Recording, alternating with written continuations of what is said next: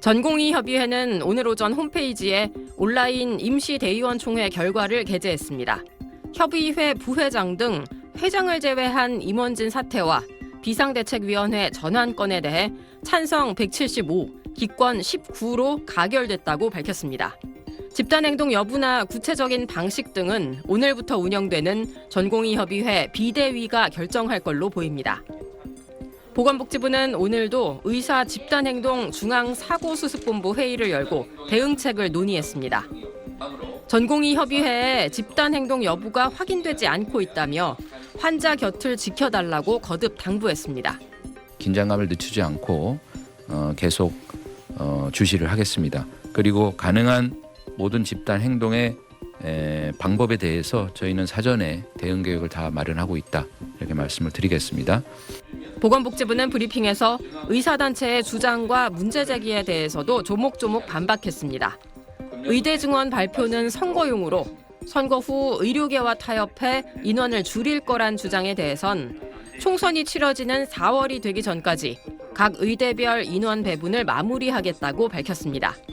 보건복지부는 정부 정책이 다 결정된 만큼 의료계와 TV 토론을 포함해 모든 형태의 토론이 가능하다고 밝히며 의료계와 비공식적 접촉을 이어가고 있고 모든 소통 창구가 열려 있다고 전했습니다.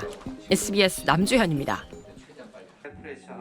정부의 의대 증원 발표 이후 의사들 사이에서 정부는 의사를 이길 수 없다, 겁주면 지를 것으로 생각했나는 등 과격한 발언이 쏟아져 나오고 있습니다. 지난 6일 정부가 의대 입학 정원 2,000명 증원 발표 후 전현직 대한의사협회 임원을 중심으로 정부 규탄 발언이 잇따르고 있습니다.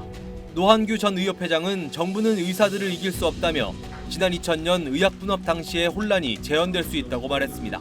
그는 겁을 주면 의사들은 지릴 것으로 생각했나 보다, 의료대란은 피할 수 없을 것 등의 발언을 이어가고 있습니다.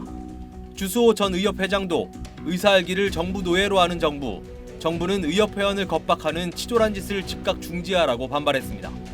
의협은 15일 전국 걸기대회를 시작으로 연휴 이후 본격적인 집단행동에 들어갈 예정입니다. 의협보다 집단행동 파급력이 더 큰 단체로 꼽히는 대한전공의협의회는 오늘 밤 대응 방안을 논의할 계획입니다. 대형 의료기관에서 주요 업무를 담당하는 전공의들이 집단행동에 가세하면 의료 현장의 혼란은 피할 수 없으리라는 우려가 큽니다. 정부는 의사들의 집단행동을 일부의 움직임이라고 보면서도 중앙사고수습본부와 비상진료대책 상황실 등을 운영하며 상황을 예의주시하고 있습니다.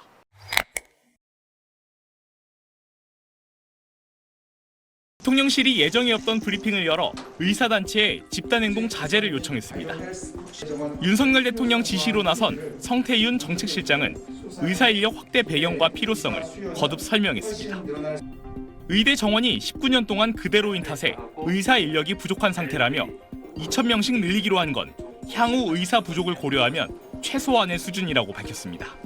2035년에 70세 이상 의사가 20%에 이를 만큼 의사 인력 자체가 고령화되고 있어 수요와 공급 양 측면에서 위협받고 있는 상황입니다. 9곳의 정부 부처와 대책회의를 진행한 보건복지부는 총파업에 나설 의사들을 압박했습니다. 업무 개시 명령을 따르지 않을 경우 형사처벌은 물론 면허를 박탈할 수 있다고 경고했습니다. 업무 개시 명령을 내리는데도 따르지 않는다. 그러면 그때는 이제 다시 처분이 들어가는데요. 만약에 금고 이상의 형이 되면 그러면 이제 면허가 취소가 될 수 있습니다. 그러면서 의사 공급이 늘어나면 의사 인력 초과 수요가 해소돼 의대 쏠림 현상이 완화될 거라고 설명했습니다. 총파업을 위한 비상대책위원회를 구성한 의사협회는 격렬한 투쟁을 예고했습니다. 정부의 의대 정원 확대 추진을 비판하는 동시에 격렬한 투쟁 서막이 올렸음을 공표한다. 특히 서울대병원, 세브란스, 서울 아산병원에 이어 삼성 서울병원 전공의들도 파업 참여를 결정했습니다. 이른바 빅5 병원 가운데 4곳이 연휴 이후 파업 동참을 밝힌 상황인데 정부는 진료 공백 최소화를 위한 비상진료 대책 마련에 나섰습니다. SBS 박재현입니다.